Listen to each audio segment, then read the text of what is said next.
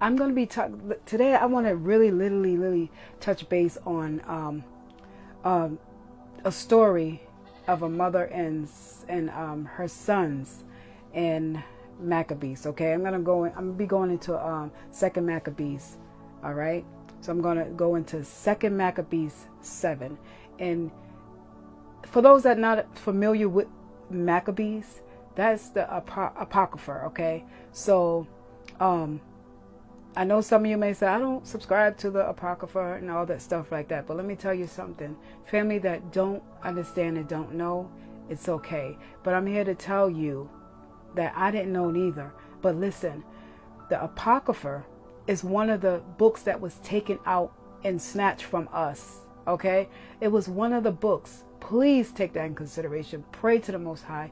Ask Him to reveal it to you. Actually, it was just revealed to you if you don't know and you never knew. Okay, so the Apocrypha is one of the books that was taken from us out of the Holy Bible. That's one of the books that was taken from us, but the Father makes sure that we got it again, that we got it. Okay, it's in our hands now. We have to go in it and read it. It's the same thing. It's the Holy Bible still. It was just one of the books that was taken out of it, so that we wouldn't know the truth, all the truth, the whole truth, nothing but the truth. So y'all, please take it in consideration. I'm going to show you this, okay? And this is another reason why it's accepted in the churches today, because it's not really talked about. He brought it to our attention.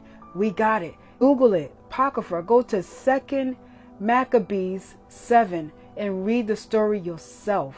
This is why I ended up stopped eating pork, because pork was a part of my life as well.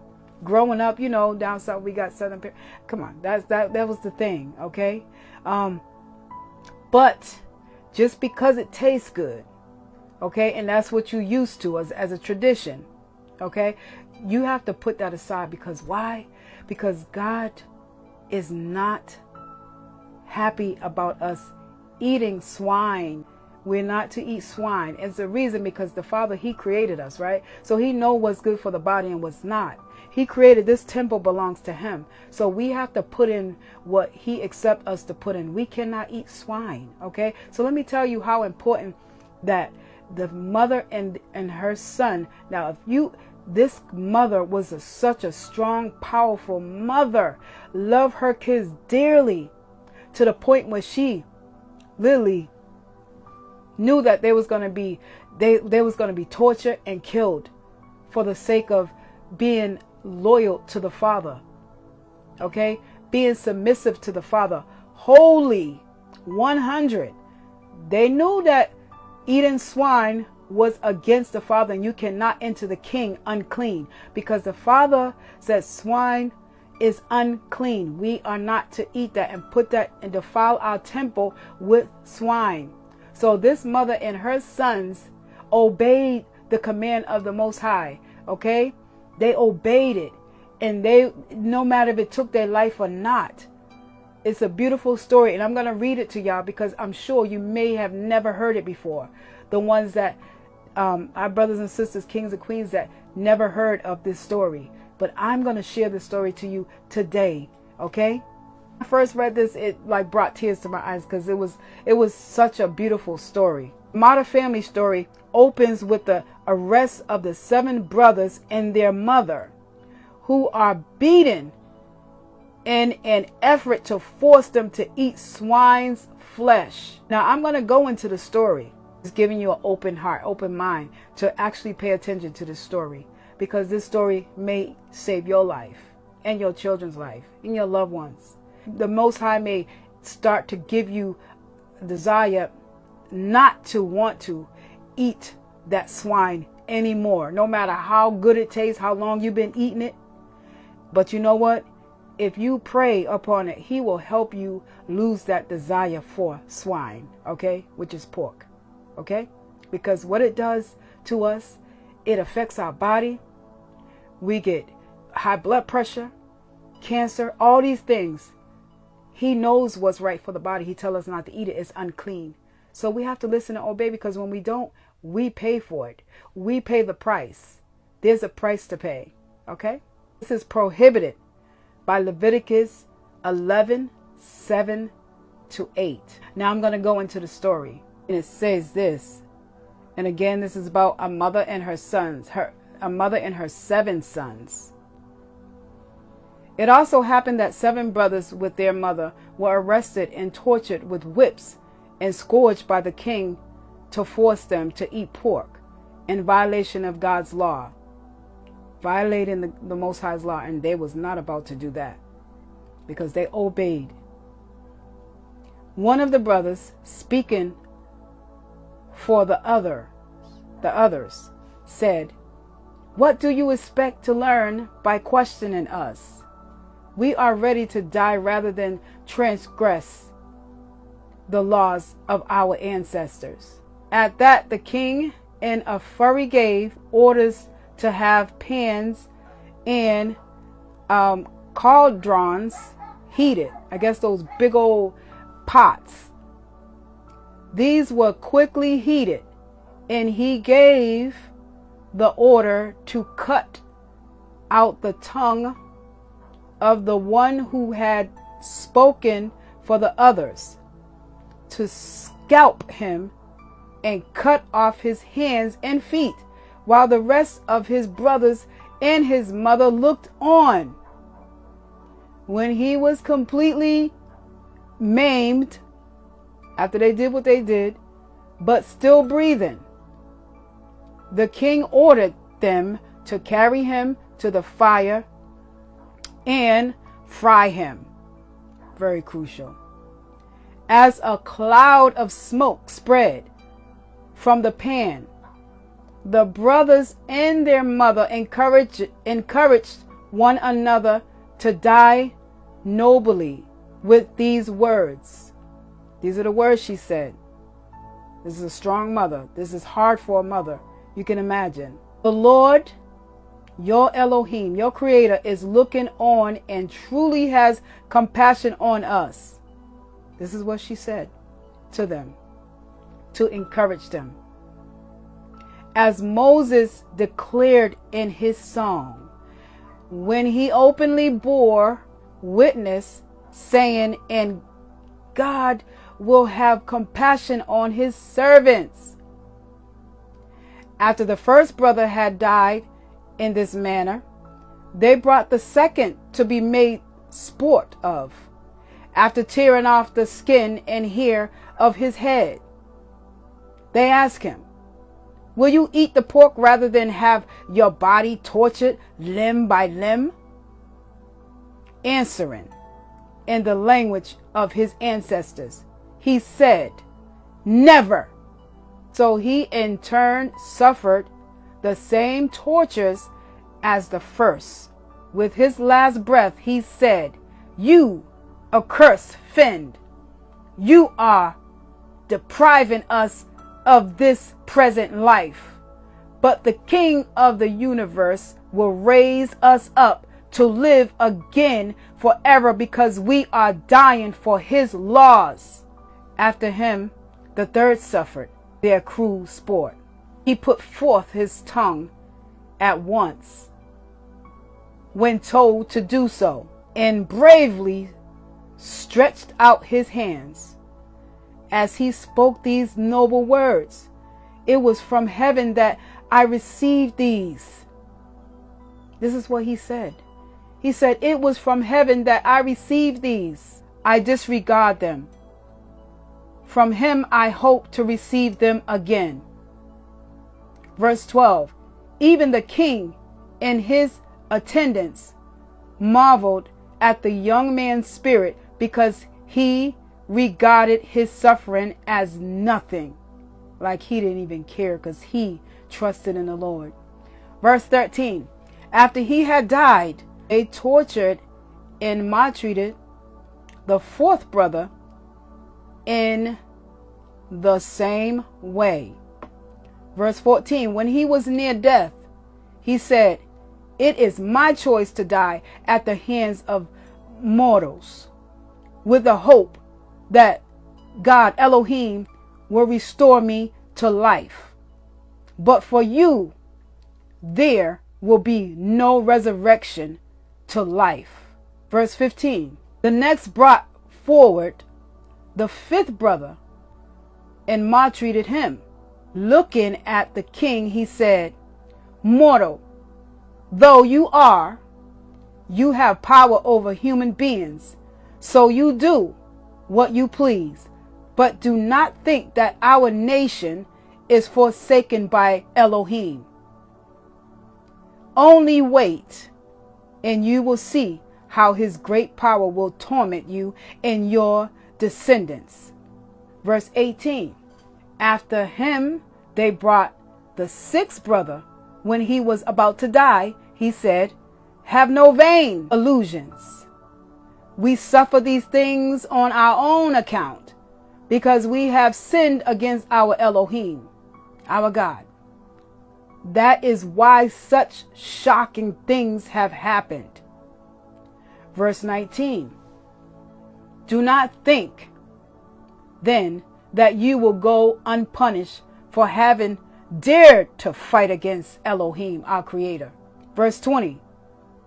Most admirable and worthy of everlasting remembrance was the mother who, seeing her seven sons perish in a single day, bore it courageously because of her hope in the Lord. Verse 21. Filled, listen to this very clear. Verse 21. Filled with a noble spirit that stirred her womanly reason with manly emotion, she exhorted each of them in the language of their ancestors with these words. Verse 22. The mother said, I do not know how you came to be in my womb. It was not I who gave you breath and life, nor was it I who arranged the elements you are made of. Therefore, since it is the Creator of the universe who shaped the beginning of human mankind and brought about the origin of everything, He, in His mercy, will give you back both breath and life, because you now disregard yourselves for the sake of His law. Verse 24.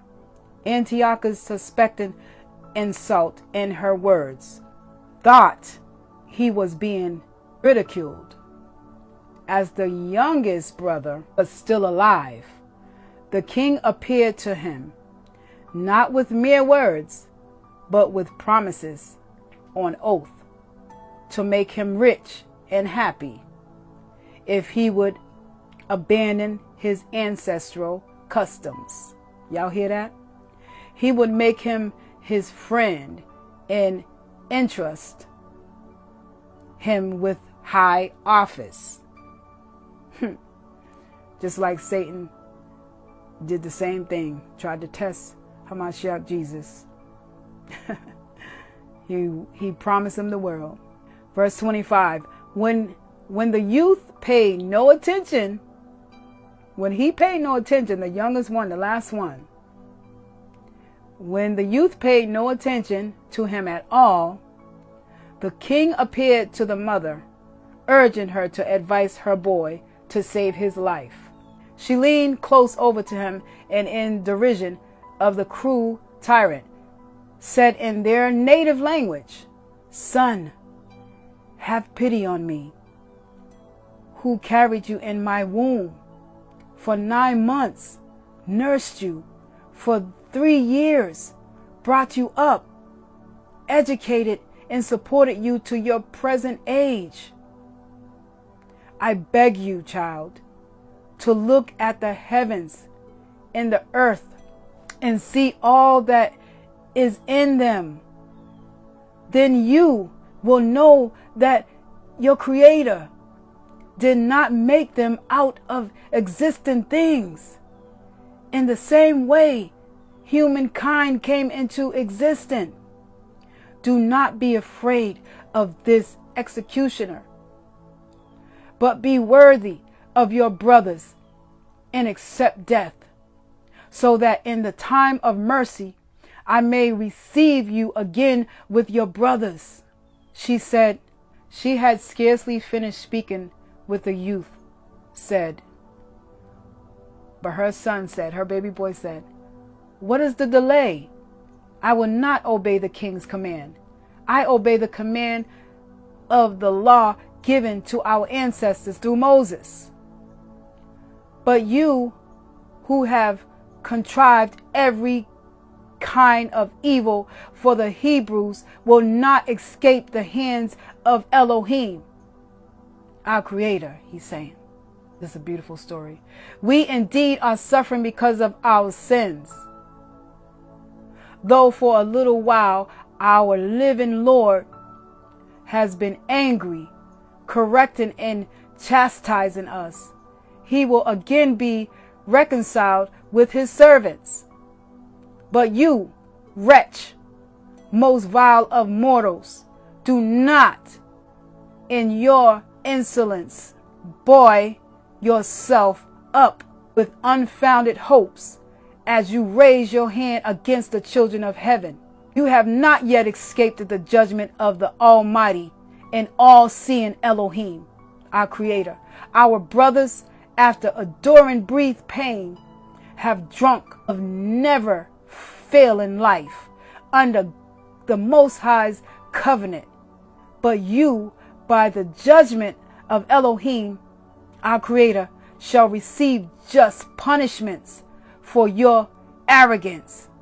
Verse 38. Through me and my brothers may there be an end to the wrath of the Almighty that has justly fallen on our whole nation. Verse 39. At that, the king became enraged and treated him even worse than the others, since he bitterly resented the boy's contempt.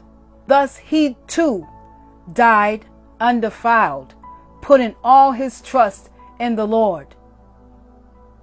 Last of all, after her sons, the mother was put to death. Last but not least, verse 42, the final verse, verse 42. Enough has been said about the sacrificial meals and the excessive cruelties. Now, y'all just heard that.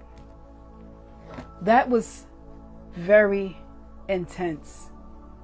The mother and her sons, and all her sons, that mother had to sit there and watch her sons one by one, up to the last one, the baby boy.